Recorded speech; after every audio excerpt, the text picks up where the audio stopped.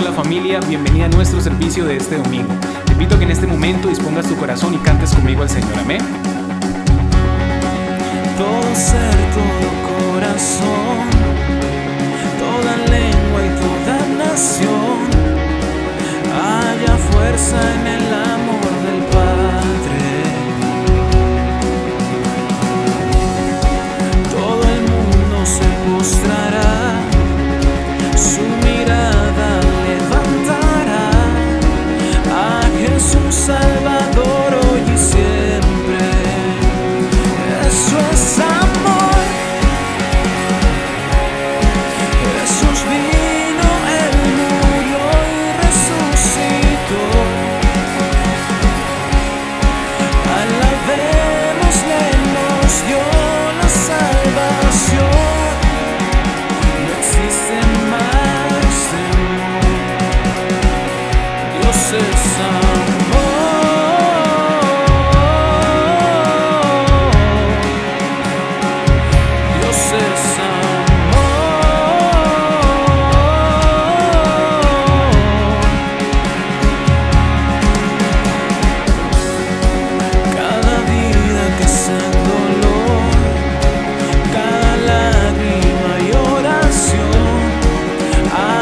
Fuerza en el amor del Padre.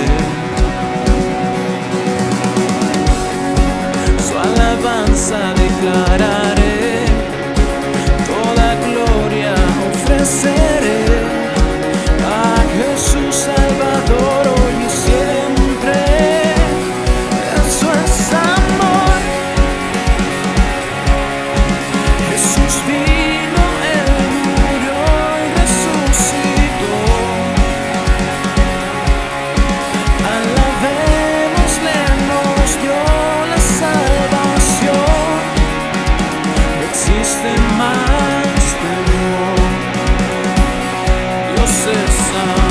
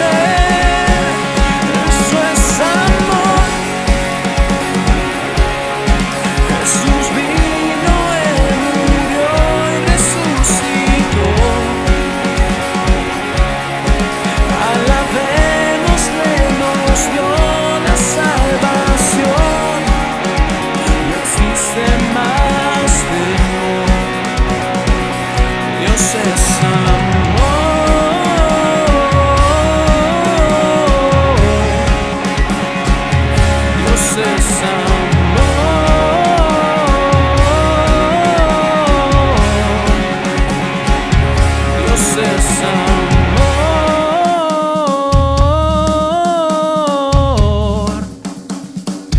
Dios es amor.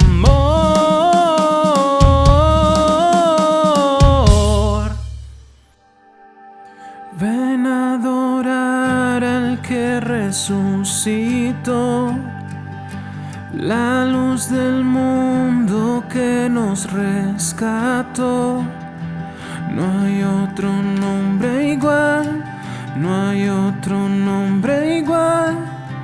Cristo nuestro Dios, oh, el vencedor que a la diestra está.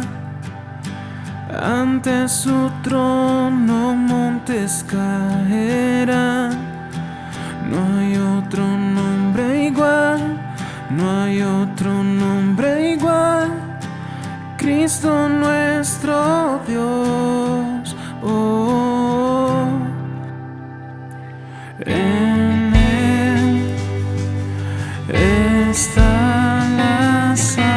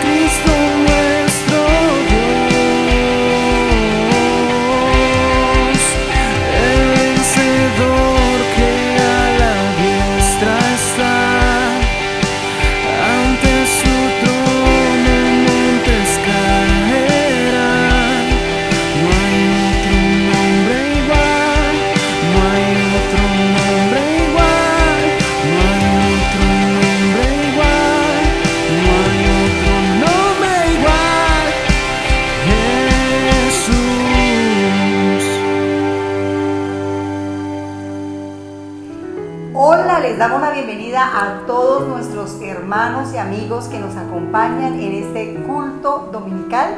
Yo les voy a pedir que abran sus Biblias en el Salmo 122 y solo vamos a leer el versículo 1 que dice de la siguiente manera: yo me alegro cuando me dicen, vamos a la casa del Señor. Y aunque en este momento no estamos yendo directamente a la casa del Señor física, cada vez que nos reunimos en nuestras casas para alabar al Señor, estamos haciendo culto a Él. Así que qué lindo que en las mañanas no sea como la pelea, o en la tarde, o como vamos a hacer el culto, sino como que todos estemos expectantes de decir, yo me alegro cuando vamos a hacer el culto al Señor, porque recuerden que no es un culto para los hombres, es un culto para la gloria del Señor. Así que vamos a colocarnos sobre nuestros pies, vamos a dar gracias al Señor y vamos a pedirle que hoy nos hable por medio de su palabra. Señor, en esta mañana ya te hemos adorado, Señor, y ahora hemos leído esta porción que dice que nos alegramos, Señor, de ir a tu casa. Señor, queremos alegrarnos hoy adorándote, bendiciéndote, haciendo este culto, Señor, para ti. Reconocemos que tú eres Dios, Rey eterno y soberano, Señor. Reconocemos que no hay nadie como tú, mi Señor, y que todo lo que hagamos, Señor, como dicen las Escrituras, de pensamientos, de palabras, en acciones, Señor, te den la gloria a ti. Hoy rogamos a ti, Señor, que podamos realmente, Señor, entregar este tiempo y que tú lo recibas como una ofrenda de olor fragante, Señor, a tu nombre. Mil y mil gracias, Señor, en el nombre de Cristo Jesús. Amén y amén. Y les recuerdo que estamos viendo la serie de este mes, La caída del pueblo de Dios, y hoy vamos a tener nuestro tema número 3. Así que los dejo con nuestro predicador. Oremos. Señor, en esta mañana presentamos esta palabra delante tuyo, Señor, que voy a exponer. Yo quiero que seas tú, mi Dios, dirigiéndome y hablando a tu pueblo, Señor. Por favor, te pido que nos redargullas, que nos hables conforme a la necesidad de cada uno, Señor, que nos des el entendimiento, que nos des claridad, Señor, para conocerte, para confiar en ti, Señor, para seguirte, mi Dios. Te lo ruego, Padre, en el nombre de Jesús. Amén. Bueno, muy bien. Algunos historiadores, hablando de la muerte del dictador romano Julio César, sucedía en el año 44 a.C., han escrito que la última y famosa frase de Julio César fue «Tú también, Brutus, hijo mío», refiriéndose a que posiblemente su hijo Marco Junio Brutus participaba en la conspiración junto con los senadores que lo apuñalaban, hasta asesinarlo. Brutus era hijo del amante de Julio César llamada Servilia, y muchos creían que también era hijo de Julio César. Eso explicaría la última exclamación de Julio César cuando vio a quienes lo apuñalaban: «¿Tú también, Brutus, hijo mío?». La traición de Brutus a Julio César, su posible padre, es una de las historias más comentadas a lo largo de los siglos, junto con la traición de Judas. Shakespeare, por ejemplo, incluyó la traición de Brutus en una de sus obras dramáticas. Y Dante Alighieri, en su libro El infierno, puso a Brutus junto con Judas en el 9º círculo del infierno, el que él describe como el más profundo y tormentoso en su obra. La traición, mis estimados, es de los males más antiguos y más comunes. Sucede día tras día, mes tras mes, año tras año, y en los círculos más íntimos. Alguien dijo que lo más triste de una traición es que nunca proviene de un enemigo. Y es muy cierto, porque la traición es definida como el quebrantamiento de la confianza o de la lealtad. Y uno nunca le da confianza o lealtad a un enemigo, sino a alguien cercano, como un familiar o un amigo, ¿cierto? Traicionar es también sinónimo de infidelidad o deslealtad. Alguien que traiciona es alguien que no es fiel, que no es leal, o que ha violado la confianza que se ha depositado en él o en ella. Los 2 libros de Reyes están repletos de historias de traición, pero la peor traición de todas es aquella que cometieron algunos reyes contra Dios. Hoy veremos solo una de esas tantas historias, y por eso el tema de hoy es el escogido que traicionó a Dios. Y nos basaremos en el capítulo 11 y 12 del primer libro de Reyes y estudiaremos la vida del rey Jeroboam, quien traicionó la confianza de Dios, la confianza que Dios depositó en él para que fuera el primer rey del reino del norte de Israel. Voy a invitarlos para que me acompañen a leer primer libro de Reyes capítulo 11 del 26 al 40 y después leeremos segundo de Reyes primer libro de Reyes capítulo 12 versículos 25 al 33. Entonces voy a leer primer libro de Reyes, capítulo 11, del versículo 26 al 40, que dice de la siguiente manera. También se rebeló contra el rey Salomón uno de sus funcionarios llamado Jeroboam, hijo de Nabat. Este Jeroboam era efrateo, oriundo de Zeredá. Su madre se llamaba Zerúa y era viuda. La rebelión de Jeroboam tuvo lugar cuando Salomón estaba construyendo los terraplenes para cerrar la brecha en el muro de la ciudad de David, su padre. Jeroboam se había ganado el respeto de todos, de modo que cuando Salomón vio su buen desempeño lo puso a supervisar todo el trabajo forzado que se realizaba entre los descendientes de José. Un día en que Jeroboam salía de Jerusalén, se encontró en el camino con el profeta Ahías de Silo, quien llevaba puesto un manto nuevo. Los dos estaban solos en el campo. Entonces Ahías tomó el manto nuevo que llevaba puesto y rasgándolo en 12 pedazos le dijo a Jeroboam: Toma 10 pedazos para ti, porque así dice el Señor, Dios de Israel. Ahora voy a arrancarle de la mano a Salomón el reino, y a ti te voy a dar 10 tribus. A él le dejaré una sola tribu, y esto por consideración a mi siervo David y a Jerusalén, la ciudad que he escogido entre todas las tribus de Israel. Voy a hacerlo así porque él me ha abandonado y adora a Astarte, diosa de los sidonios, a Quemos, dios de los moabitas, y a Moloc, dios de los amonitas. Salomón no ha seguido mis caminos, no ha hecho lo que me agrada, ni ha cumplido mis decretos y leyes como lo hizo David, su padre. Sin embargo, no le quitaré todo el reino a Salomón, sino que lo dejaré gobernar todos los días de su vida por consideración a David mi siervo, a quien escogí y quien cumplió mis mandamientos y decretos. Le quitaré el reino a su hijo y te daré a ti 10 tribus, pero a su hijo le dejaré una sola tribu para que en Jerusalén, la ciudad donde decidí habitar, la lámpara de mi siervo David se mantenga siempre encendida delante de mí. En lo que a ti atañe, yo te haré rey de Israel y extenderás tu reino a tu gusto, si haces todo lo que te ordeno y sigues mis caminos, haciendo lo que me agrada y cumpliendo mis decretos y mandamientos, como lo hizo David mi siervo, estaré contigo. Estableceré para ti una dinastía tan firme como la que establecí para David, y te daré Israel. Así que haré sufrir a la descendencia de David, aunque no para siempre. Salomón, por su parte, intentó matar a Jeroboam, pero éste huyó a Egipto y se quedó allí, bajo la protección del rey Sisac, hasta la muerte de Salomón. Ahora vamos a leer en primer libro de Reyes, capítulo 12, desde los versículos 25 al 33, que dicen de la siguiente manera.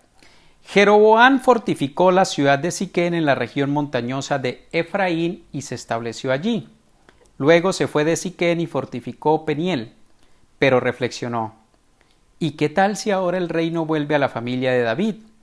¿Y si la gente sigue subiendo a Jerusalén para ofrecer sacrificios en el templo del Señor? Acabará por reconciliarse con su señor Roboam, rey de Judá. Entonces a mí me matarán y volverán a unirse a él. Después de buscar consejo, el rey hizo 2 becerros de oro y le dijo al pueblo: Israelitas, no es necesario que sigan subiendo a Jerusalén. Aquí están sus dioses que los sacaron de Egipto. Así que colocó uno de los becerros en Betel y el otro en Dan. Y esto incitó al pueblo a pecar. Muchos incluso iban hasta Dan para adorar al becerro que estaba allí. Jeroboam construyó santuarios paganos en los cerros y puso como sacerdotes a toda clase de gente, hasta a quienes no eran levitas. Decretó celebrar una fiesta el día 15 del mes octavo, semejante a la que se celebraba en Judá. En el altar de Betel ofreció sacrificios a los becerros que había hecho y estableció también sacerdotes para los santuarios paganos que había construido. Así pues, el día 15 del mes octavo, Jeroboam subió al altar que había construido en Betel y quemó incienso. Ese fue el día que arbitrariamente decretó como día de fiesta para los israelitas. Qué terrible lo que sucedió con Jeroboam.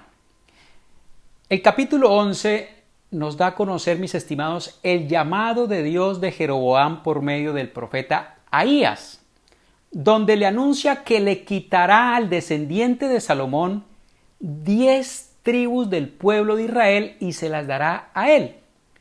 Pero antes de este llamado, el relato nos deja conocer que Jeroboam ya se había rebelado contra Salomón, aunque no nos dice las causas de esta rebelión, el escritor bíblico. También nos menciona el relato que Jeroboam huye a Egipto, pues Salomón intentó matarlo. Y allí estuvo hasta que Salomón murió.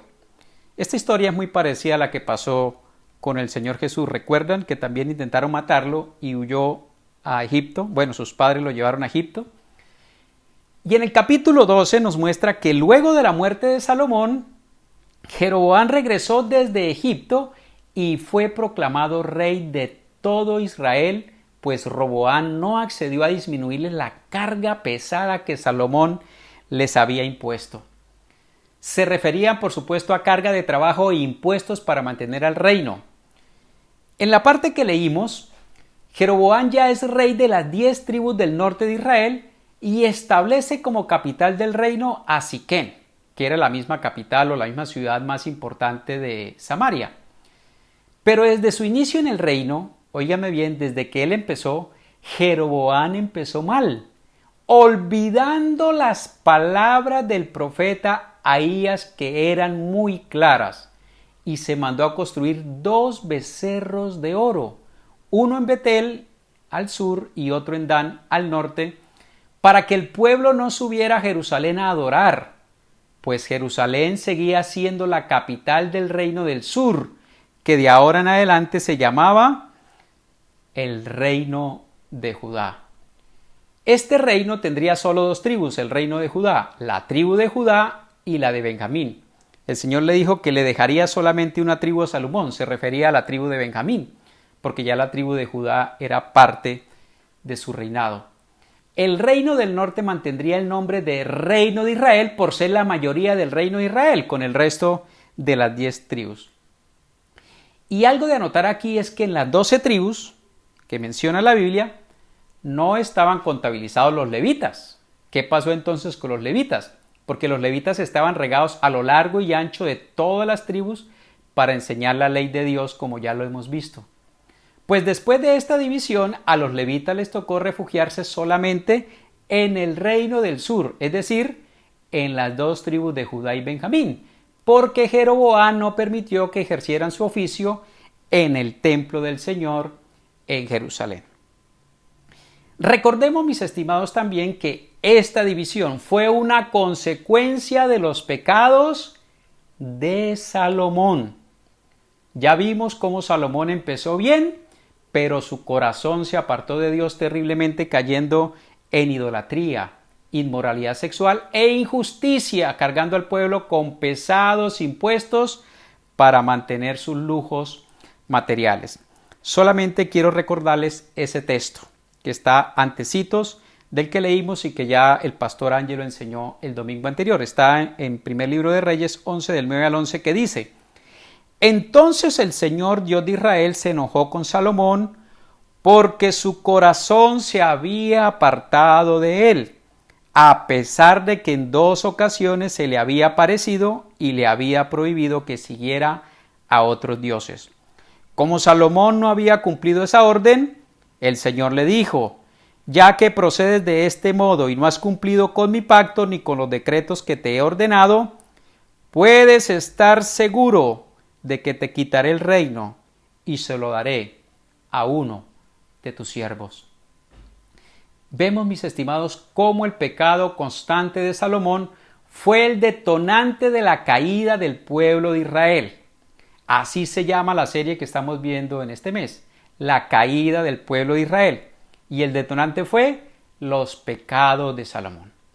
Y la primera consecuencia de esta caída fue la división del reino. Y con la división del reino se divide también la adoración a Dios. Ahora el pueblo de Israel no estaba unido en torno a la adoración en el templo de Jerusalén. Ya no tendrían uno, sino 3 lugares de adoración en todo el pueblo de Israel: Jerusalén, Betel y Dan.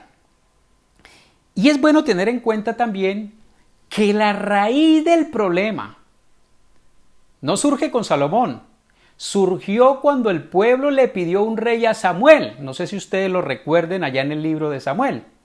Si ellos no hubiesen pedido rey, no hubiese existido un Salomón con 1000 mujeres, con caballos importados y con mansiones lujosas a costa del pueblo de Israel. Quiero recordarles esas palabras del profeta Samuel porque son muy importantes que las traigamos en este momento. Primer libro de Samuel, capítulo 8, 10 al 19. Por favor, escúcheme con atención porque esto es muy importante para entender lo que está pasando ahora. Dice así el texto: Samuel comunicó entonces el mensaje del Señor a la gente que le estaba pidiendo un rey. Les explicó: así es como el rey va a gobernarlos. Les quitará a sus hijos para que se hagan cargo de los carros militares y de la caballería, y para que le abran paso al carro real. Los hará comandantes y capitanes y los pondrá a labrar y a cosechar y a fabricar armamentos y pertrechos. También les quitará a sus hijas para emplearlas como perfumistas, cocineras y panaderas. Se apoderará de sus mejores campos, viñedos y olivares y se los dará a sus ministros. Y a ustedes les exigirá 1/10 parte de sus cosechas y vendimias para entregársela a sus funcionarios y ministros. Además les quitará sus criados y criadas y sus mejores bueyes y asnos, de manera que trabajen para él. Les exigirá 1/10 parte de sus rebaños y ustedes mismos les servirán como esclavos. Cuando llegue aquel día, clamarán por causa del rey que hayan escogido, pero el Señor no les responderá. El pueblo, sin embargo, no le hizo caso a Samuel, sino que protestó: de ninguna manera queremos un rey que nos gobierne. Y como pidieron rey, Dios les dio rey. Con Saúl no se alcanzó a cumplir todo esto que Dios les dijo, con David tampoco, pero con Salomón se cumplió al pie de la letra, y el pueblo entonces empezó a quejarse de Salomón por las cargas y por los que les estaba quitando a sus jóvenes para la guerra, a sus muchachas para él y para el servicio y para todo lo que Salomón quiso montar en su reino. Pero aún así, mis estimados, a pesar de que esta sea la causa raíz de todo este problema, cada uno, escúcheme bien, cada uno responderemos por nuestros actos ante Dios. No podremos excusar nuestra mala conducta en la decisión de nuestros antepasados. Ni Salomón puede excusarse en la petición equivocada de sus antepasados, ni Jeroboam puede excusarse en los pecados de Salomón. Jeroboam, aunque fue escogido por Dios para ser rey, porque recordemos que él no se hizo a la fuerza, Dios lo llamó para ser rey, y también fue avalado para dividir el reino debido a los pecados de Salomón. Pero aún así, Jeroboam no estaba autorizado para pecar. Y la traición de Jeroboam fue que no respondió a la confianza que Dios le dio, violando su palabra. Quien estaba llamando a Jeroboam para ponerlo como rey de las 10 tribus del norte no era hombre alguno, sino Dios mismo. Por eso la traición de Jeroboam es contra Dios. Jeroboam traicionó la confianza que Dios puso en él. Y así hay muchos, mis estimados, hoy en día, a quienes Dios ha confiado dones, ministerios, llamados, y no están respondiendo a la confianza suministrada. Hoy estudiaremos entonces el comportamiento de Jeroboam para que no lo repitamos. Y si humildemente reconocemos que estamos haciendo lo mismo que Jeroboam, pues nos arrepintamos y dejemos esos caminos. Los pasos que dio Jeroboam y que lo llevaron finalmente a traicionar la confianza que Dios le dio son los pasos que cometen miles y miles de creyentes. Entonces, del relato, mis estimados, podemos extraer el siguiente aforismo. Escúchenme con atención. Para no traicionar a Dios como lo hizo Jeroboam, debemos practicar el eco, así como lo escucha. Para no traicionar a Dios como lo hizo Jeroboam, debemos practicar el eco. Y a medida que avancemos en el estudio del pasaje, descubriremos a qué hago referencia con el eco que les estoy mencionando. Entonces vamos a ver los pasos para no traicionar a Dios. Y el primero de ellos se llama escuchar. Y aquí está la E del eco. Escuchar. Por favor, quiero recordarles el versículo 34 y 37, del 34 al 37, del capítulo 11 del primer libro de Reyes, que ya leímos, pero escúchenlo nuevamente. Sin embargo, no le quitaré todo el reino a Salomón, sino que lo dejaré gobernar todos los días de su vida por consideración a David mi siervo, a quien escogí y quien cumplió mis mandamientos y decretos. Le quitaré el reino a su hijo y te daré a ti, o sea, a Jeroboam, 10 tribus, pero a su hijo le dejaré una sola tribu, para que en Jerusalén, la ciudad donde decidí habitar, la lámpara de mi siervo David se mantenga encendida delante de mí. En lo que a ti atañe, Jeroboam, yo te haré rey de Israel y extenderás tu reino a tu gusto. Solamente puse un extracto de las palabras de Dios, porque aquí en este extracto cortico que le dice el profeta a Jeroboam, podemos ver que Jeroboam no escuchó atentamente lo que Dios le dijo. A Jeroboam se le dio una palabra específica por medio del profeta Ahías de Silo, a la cual, como ya les dije, no le prestó mucha atención.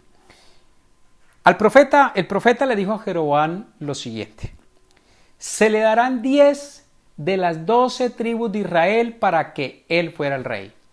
Por lo tanto, quedarían 2 tribus para la descendencia de David, porque David había cumplido las leyes de Dios. También se le dijo que este reino se le entregaría después de la muerte de Salomón.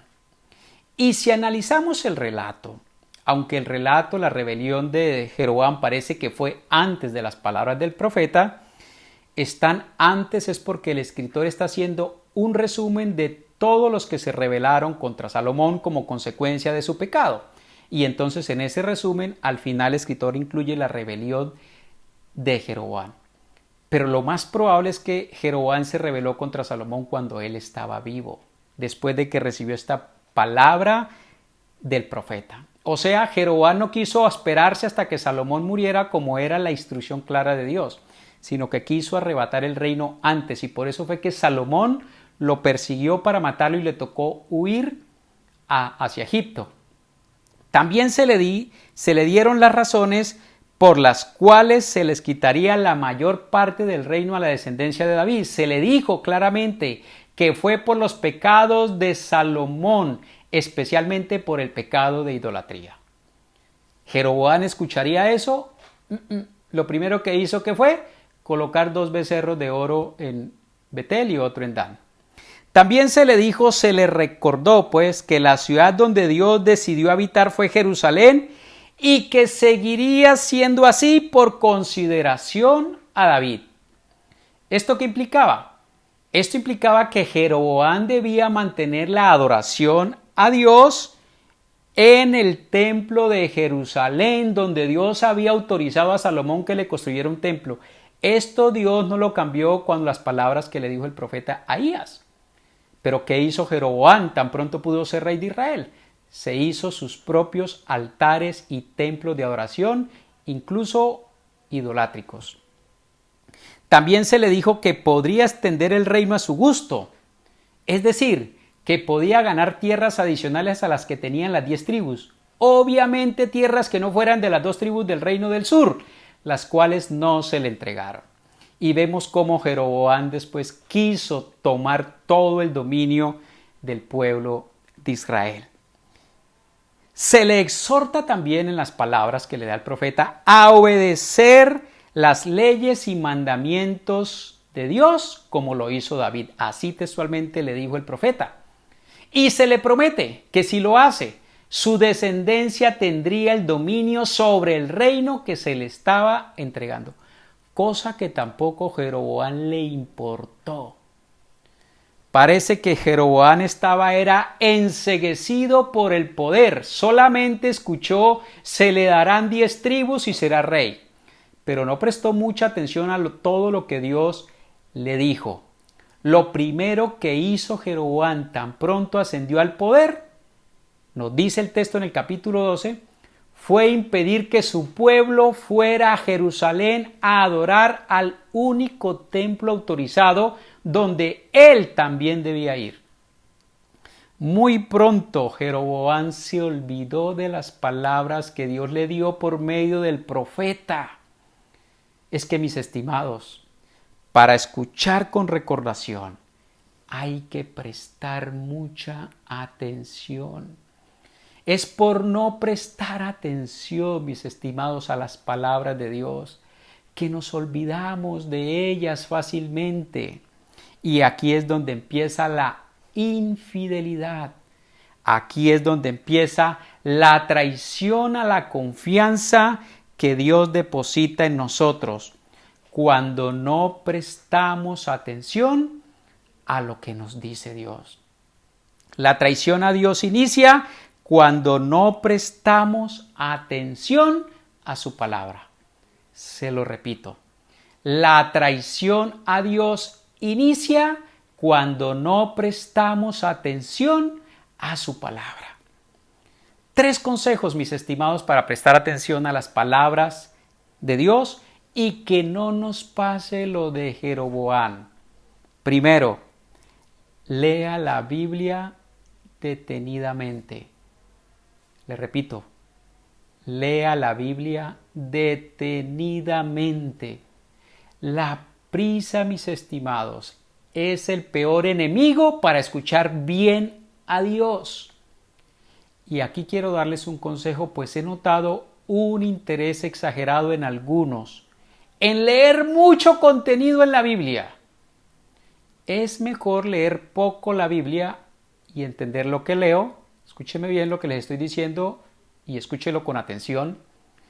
Es mejor leer poco la Biblia y entender lo que leo que leer mucho, pero no entender nada. No es leer por leer que Dios hablará a nuestras vidas, sino cuando leo con entendimiento. Cuando leo por leer, esto es una práctica religiosa que genera falsas sensaciones de crecimiento espiritual. Y si bien es mejor entender lo que leo que simplemente leer, tampoco nos equivoquemos. El entender no es el leer no es el objetivo principal de la Biblia, sino el obedecer. Leo para entender, pero entiendo para obedecer. O sea, tampoco nos debemos quedar en el entender. El objetivo principal al leer la Biblia es practicar lo que leo.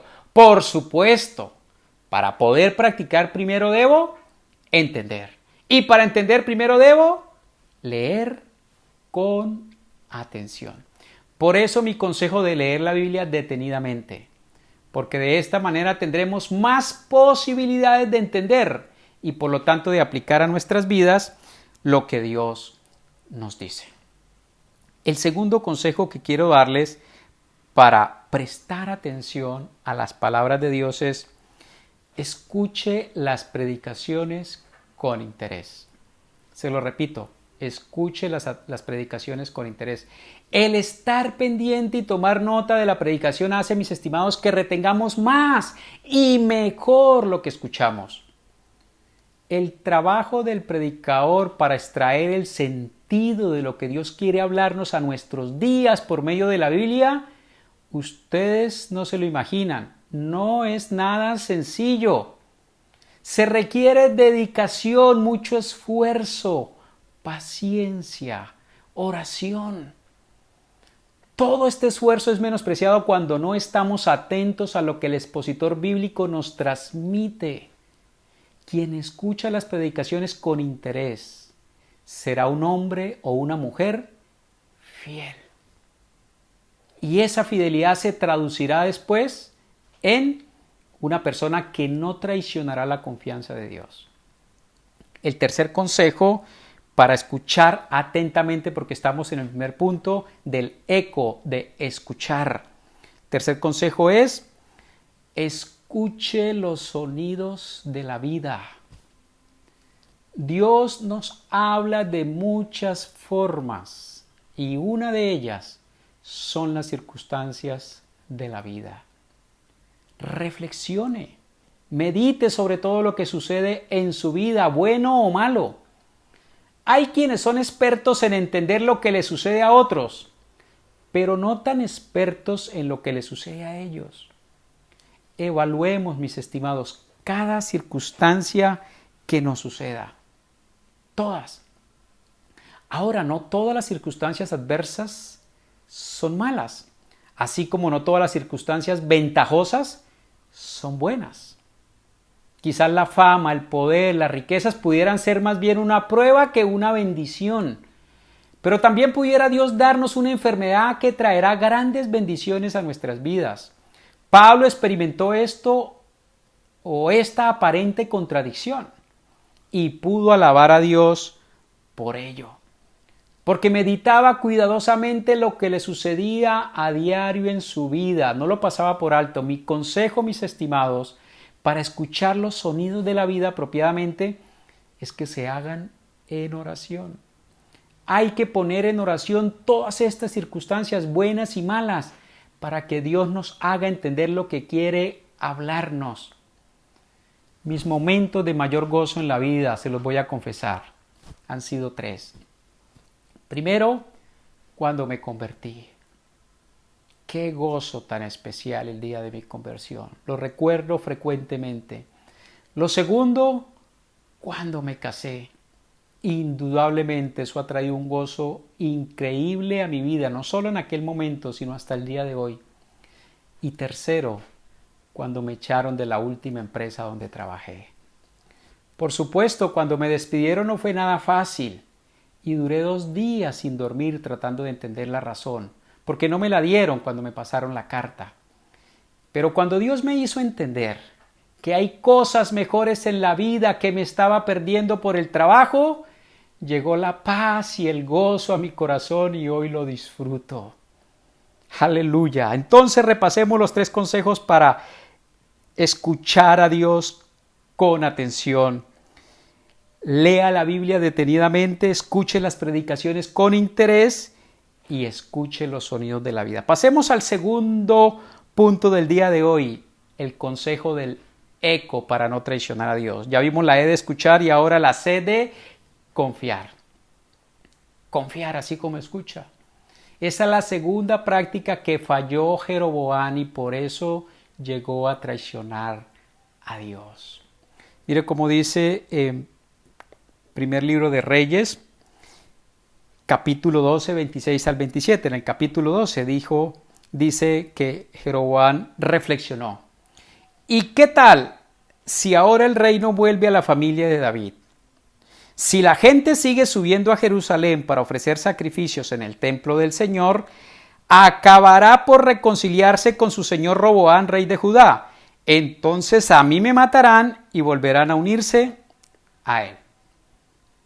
Aquí, mis estimados, Jeroboam hizo una reflexión equivocada, que si la gente seguía subiendo a Jerusalén para adorar en el templo de Dios, la gente se sentiría identificada con el rey de Judá y por lo tanto le irían a traicionar a él y su reino iba a acabar. Y entonces buscó asesoría en los consejeros, quienes le recomendaron que se hiciera su propio sistema de adoración para que la gente no fuera a Jerusalén. Y no es que consultar a un consejero esté mal, es que Dios ya le había dado una palabra clara. ¿Por qué consultar algo contra lo que Dios ya le había dicho que debía hacer? Y estos consejeros fueron los que le dijeron que se hicieran 2 becerros. Uno lo pondría en la parte limítrofe sur en Betel y otro en la parte norte en la ciudad de Dan. Y que la gente se apartara de la adoración de los del sur. Este fue el consejo, imagínense, adorando estos becerros. De esta manera crearía una identidad religiosa propia para su reinado. Pero si era Dios quien lo estaba poniendo como rey, no era ningún hombre, ¿por qué no confiar en que Dios lo mantendría en el poder sin tener que recurrir a su propia inteligencia y a la de sus consejeros? ¿Qué falló ahí? La confianza en Dios. Mis estimados, uno confía en aquello que conoce. Por eso es que la falta de confianza es producto de la falta de conocimiento. Cuando uno no conoce muy bien a Dios, tiende a dudar de su poder, de su amor, de su justicia, de su protección, de todo de Él. Y esto fue lo que le pasó a Jeroboam. Dudó que Dios lo podría mantener en el reino. Así la gente subiera a adorar a Jerusalén, porque Dios nunca le quitó eso. Recordemos por un momento estas palabras inspiradas de Jeremías. Por favor, tienen que ver con lo que estamos analizando hoy. Jeremías 9, 23 al 24 dice: que no se gloríe el sabio de su sabiduría, ni el poderoso de su poder, ni el rico de su riqueza. Si alguien ha de gloriarse, que se gloríe de conocerme y de comprender que yo soy el Señor, que actúo en la tierra con amor, con derecho y justicia, pues es lo que a mí me agrada, dice el Señor. Si alguien ha de gloriarse, dijo el profeta, que se gloríe de conocer y de comprender a Dios, no de tener riquezas, fama, poder, estrategias. Es mejor conocer a Dios que ser hijo de Warren Buffett o de Bill Gates, los hombres más ricos del mundo. Esa falta de conocimiento de Jeroboam fue la que lo llevó a hacer sus propias estrategias para el éxito, pero que se convirtieron a la postre en su camino hacia el desastre.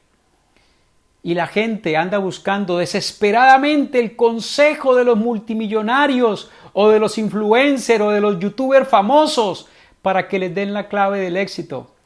Pero la clave del éxito, mis estimados, nos lo muestra la Biblia. La clave del éxito es conocer y comprender a Dios. Y cuando uno conoce y comprende a Dios, confía en Él. Quizás este conocimiento no le genere riquezas materiales, ni fama, ni poder, pero le dará la mayor riqueza de todas, el entender cómo vivir sabiamente en esta vida, cómo relacionarse apropiadamente con los demás, cómo no dejarse llevar por los malos, cómo no dejarse dominar por los impulsos pecaminosos de su carne y de mi carne. Y el conocimiento, mis estimados, está estrechamente relacionado, valga la redundancia, con el relacionamiento. Como les dije, el conocimiento está estrechamente ligado con el relacionamiento. Si queremos conocer a alguien, debemos relacionarnos con él. Yo no puedo conocer a alguien con quien no tengo contacto. David, dice la Biblia, fue un hombre que todas sus decisiones las consultaba con Dios. Todas. No importaba que se sintiera superior en una batalla, él siempre pedía a los profetas que consultaran a Dios si debía ir o no a determinada batalla. Las veces que no lo hizo, que la Biblia nos muestra un par de veces, ya conocemos los resultados desastrosos que obtuvo. Pero su constante fue que todo lo consultaba con Dios. Esto es relacionamiento. Y donde no hay relacionamiento, no hay conocimiento. Y donde no hay conocimiento, no hay confianza. Nosotros tenemos 3 medios para relacionarnos íntimamente con Dios y obtener de Él su consejo, y quiero recordarlos. El primer de ellos es la palabra. Es el primer medio para relacionarme íntimamente con Dios. Cristiano que no tenga comunión permanente con Dios por medio de su palabra. Cristiano con una confianza en Dios muy, pero muy débil. Mediante la palabra, mis estimados, conoceremos su amor, pero también su justicia. Conoceremos su bondad, pero también su severidad. Conoceremos su gracia, pero también su verdad sobre el pecado. Miren cómo oraba Pablo por la iglesia de Éfeso. Oración que creo yo debemos hacer todos los cristianos. Yo la hago de vez en cuando. Efesios 1, del 17 al 19. Escuchen la oración de Pablo. Pido que el Dios de nuestro Señor Jesucristo, el Padre glorioso, les dé el espíritu de sabiduría y de revelación para que lo conozcan mejor. Pablo oraba por espíritu de sabiduría y de revelación por la iglesia de Éfeso para que lo conocieran mejor. ¿Qué tal si nosotros hacemos esa oración? Señor, cuando vamos a estudiar la Biblia, permíteme conocerte mejor. Abre mi entendimiento, dame espíritu de sabiduría y de revelación. Pero les quiero seguir leyendo cómo era la oración de Pablo. Pido también que les sean iluminados los ojos del corazón para que sepan a qué esperanza Él los ha llamado, cuál es la riqueza de su gloriosa herencia entre los santos y cuán incomparable es la grandeza de su poder a favor de los que creemos. Ese poder es la fuerza grandiosa y eficaz. ¿Y sabe cómo podremos redondear esta oración? Si acudimos a la palabra de Dios para conocerlo. El segundo medio que Dios nos ha permitido para relacionarnos íntimamente con Él es la oración. Y lo acabé de leer. La oración es como una cama donde yo aprendo a descansar y confiar en Dios. Mediante la oración yo descargo todas mis ansiedades en Él. Pero también mediante la oración yo demuestro mi dependencia de Él, cual niño con su Padre. Y es en este relacionamiento constante, mis estimados, con Dios, mediante la oración, que yo demuestro que Él es lo más importante para mí, que Él es mi prioridad, el que todo lo puede, el que me ayuda, el que me socorre, el que me consuela, el que me guía, etc. Es en la oración que dejo la arrogancia de mi autosuficiencia para humillarme ante el único que todo lo sabe y todo lo puede. Y esa oración va a hacer que yo conozca mejor a Dios. Y el tercer medio que Dios nos dejó para relacionarnos con Él se llama la iglesia. Así como lo oye. La iglesia, y escúcheme con atención. La iglesia, mis estimados, es un regalo de Dios para nuestro beneficio, para nuestro crecimiento y para nuestra ayuda. Dios ha dado dones a la iglesia para ayudarnos unos a otros, para que nos ayudemos unos a otros. Uno de esos dones es el don de sabiduría, que nos beneficia en este tema de tener intimidad con Dios, de conocer la voluntad de Dios, de relacionarnos con Dios. Otro don es el don de conocimiento, otro el de discernimiento de espíritus, otro el de enseñanza, y así hay muchos dones que Dios ha dado a la iglesia para que nosotros aprendamos a relacionarnos íntimamente con Él. Él los ha repartido esos dones como Él quiere, por su gracia, no por la sabiduría ni excelencia de nosotros. Si aprendemos, mis estimados, a usar estos dones que Dios ha repartido en la iglesia, tendremos respuestas que de otra manera serían muy difíciles de entender, de comprender o muy tardías. Normalmente estos dones que les he mencionado son los que tienen los pastores. A ellos Dios los ha capacitado con una visión y entendimiento mayor que la del promedio del redil. Realmente somos nosotros los beneficiados si acudimos a ellos. El relacionamiento, mis estimados, produce conocimiento. Y el conocimiento produce confianza. Y la confianza produce fidelidad. Que eso fue donde falló Jeroboam. No tenía conocimiento de Dios, por lo tanto no tenía relacionamiento y por lo tanto no tenía confianza y por eso acude a unos consejeros a buscar palabra que Dios ya le había dado. Ahora, como tercer punto, voy a enfocarme en la O del eco. Ya vimos la E de escuchar, la C de confiar y la O, donde falló también Jeroboam, se llama obedecer. Versículo 31 y 32 del capítulo 12 dice: Jeroboam construyó santuarios paganos en los cerros y puso como sacerdotes a toda clase de gente, hasta a quienes no eran levitas. Decretó celebrar una fiesta en el día 15 del mes octavo. Se inventó una fiesta semejante a la que se celebraba en Judá, pero en otra época, en otro mes.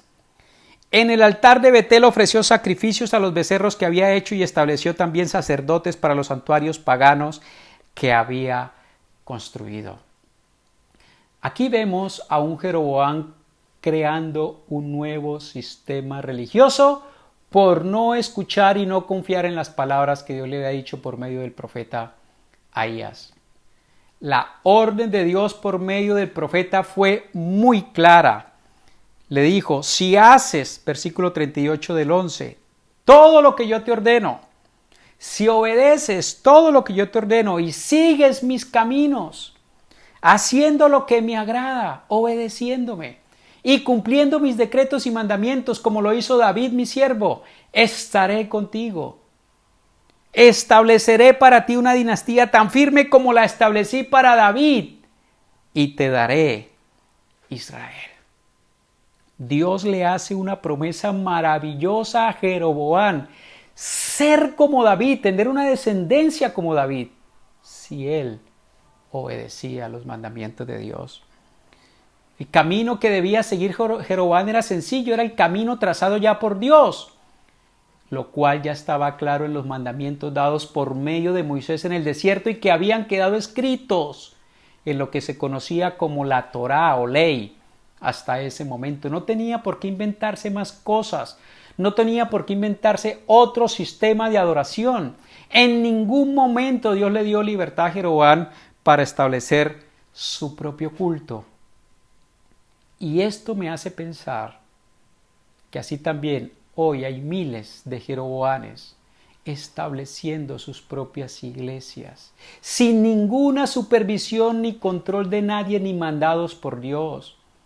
Por eso es que normalmente es de estos grupos independientes, sectarios, que surgen la gran mayoría de doctrinas y prácticas extrañas a la ordenanza bíblica.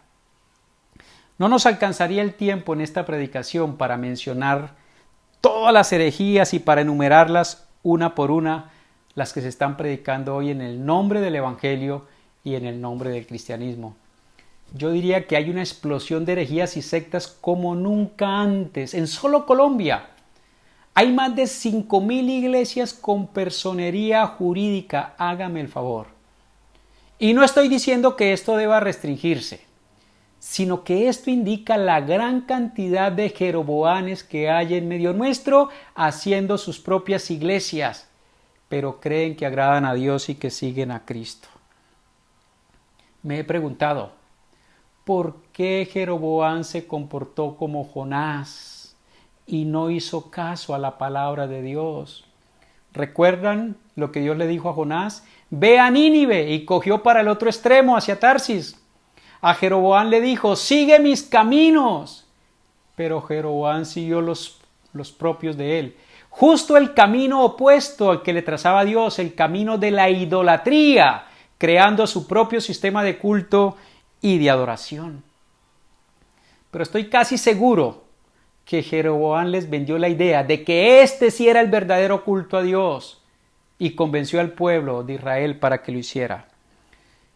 Precisamente Dios le dijo a Jeroboam por medio del profeta que le estaba quitando las 10 tribus a la descendencia de Salomón. ¿Por qué era? Porque éste se había pervertido rindiendo culto a otros dioses. Y este sinvergüenza va y hace exactamente lo mismo. O sea, Dios le da el reino y después de que obtiene el reino, me importa Dios.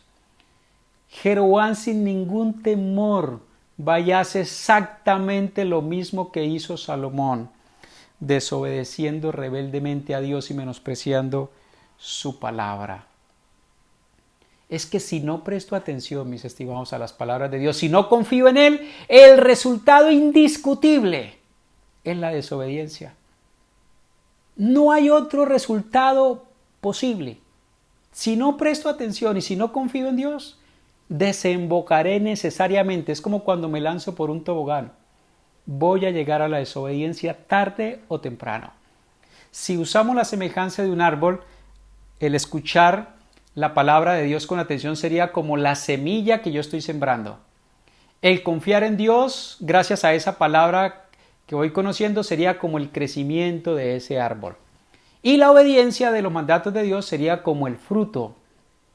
En otras palabras, si siembro prestar atención a la palabra de Dios, crecerá la confianza en Dios y producirá el fruto de la obediencia. Pero si no siembro el prestar atención a la palabra de Dios, tampoco crecerá la confianza en Dios y mucho menos daré fruto de obediencia, sino de infidelidad y traición. ¿En dónde está pues la clave de la obediencia? En escuchar atentamente la palabra de Dios. ¿En dónde está la clave de no mentir? En escuchar atentamente lo que Dios dice en la Biblia sobre la mentira y las consecuencias de los que practican la mentira. Si usted no sabe que los mentirosos irán al infierno o no lo cree, le aseguro que la mentira será un fruto indiscutible en su vida. Y una persona mentirosa no es confiable ni para los hombres ni para Dios. ¿En dónde está la clave de no ser fornicario o adúltero o homosexual o pedófilo? En escuchar atentamente lo que Dios dice en la Biblia sobre la inmoralidad sexual y las consecuencias de quienes practican esto.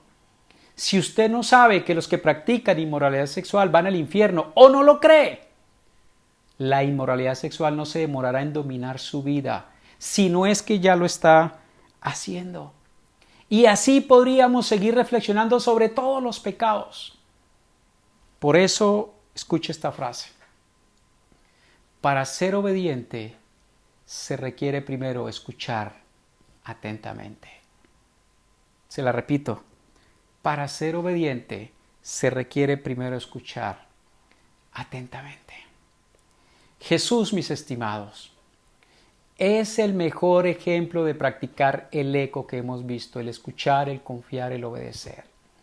Jesús ha sido el hombre más fiel a Dios sobre la tierra y nunca traicionó la confianza que se le depositó para llevar a cabo la misión más difícil de todas.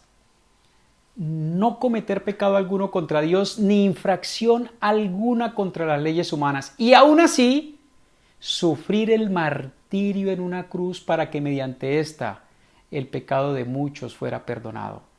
No era una misión fácil, pero Jesús escuchó atentamente a Dios, confió en lo que Dios le dijo, obedeció y por eso obtuvo el perdón para nosotros. Y por eso está donde está.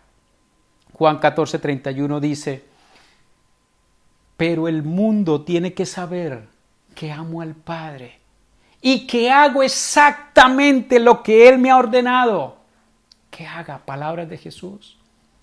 El mundo tiene que saber que amo al Padre y que hago exactamente lo que Él me ha ordenado que haga.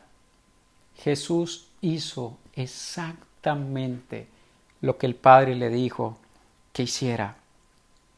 Y confió tanto en lo que Dios le dijo que fue capaz de obedecer e ir a la cruz de forma injusta. Puede que eso pareciera incoherente a la mente, pero era lo que Dios le ordenó. Y gracias a esa obediencia es que usted y yo hoy tenemos perdón para nuestros pecados y acceso a la presencia de Dios. Y a nosotros como seguidores de Jesús, no nos queda otro camino que el mismo trazado por Jesús, el del eco, escuchar, confiar y obedecer. Y haciendo eco, quiero terminar con esta reflexión. Haciendo eco de lo que Jesús fue, no nos pareceremos al Jeroboam infiel. Oremos. Señor, yo te doy gracias por esta tu palabra, mi Dios. Nos has dejado el ejemplo de Jeroboam y el de muchos otros similares para que no traicionemos tu confianza, Dios. Ya hemos visto lo que hizo Jeroboam y que lo llevó al desastre, Señor. Yo te ruego que tú nos ayudes como iglesia para escucharte atentamente, Señor. Enséñanos cómo hacerlo. Que estos consejos de hoy, Señor, nos ayuden para escucharte atentamente, Señor. Para confiar en ti, mi Dios, para conocerte, para relacionarnos contigo íntimamente. Y que esa confianza aumente cada día, mi Señor. Y que la obediencia simplemente sea la consecuencia de todo esto, Señor. Ayúdanos para ser una iglesia fiel. Para ser una iglesia que no traiciona tu confianza, Señor, por favor. Te lo suplico, Padre, perdona nuestras infidelidades, perdona nuestras desobediencias, Señor, y ayúdanos para ser una iglesia fiel, mi Dios. Te lo suplico en el nombre de Jesús. Amén. Bueno, y después de haber recibido esta palabra, esperamos, como siempre, que el Señor haya ministrado nuestras vidas y que esa palabra realmente nos edifique, nos traiga fortaleza, pero también traiga a nuestra vida confrontación y podamos ser edificados para la gloria del Señor. Así que vamos a orar, vamos a decirle al Señor gracias, gracias por tu palabra y gracias por permitirnos, Señor, haber hecho este culto a ti. Señor, en este día, Señor, te damos gracias por tu palabra, Señor. Yo quiero decirte, Señor, en nombre de toda la iglesia, en nombre de todos los amigos, que te doy gracias por la palabra que tú has dejado, no solamente la que nos ha compartido hoy nuestro hermano Raúl Villamizar, sino toda tu palabra que la podemos tener en casa, aún en un celular podemos tener las escrituras, tenemos toda la Biblia completa, Señor, para deleitarnos en ella. Hoy ruego, Señor, y te pido que sea tu palabra nuestra fuente de vida, nuestra lámpara que ilumina nuestro camino, Señor. Ayúdanos a amar tu palabra, no solamente amarla, a vivirla, Señor, a obedecerla con todo nuestro corazón. Gracias, muchas gracias. Te presentamos nuestras vidas, Señor, y rogamos que todo lo que hagamos, que cada cosa que hagamos sea conforme a ella, a esa palabra, y siempre pensando en hacer tu voluntad. Bendigo toda la iglesia, bendigo nuestros amigos, Señor, los presento delante de ti, te pido que bendiga sus labores, todas sus tareas en esta semana, Señor. Mil y mil gracias, Padre, en el nombre de Jesús. Amén y amén. Que el Señor les bendiga.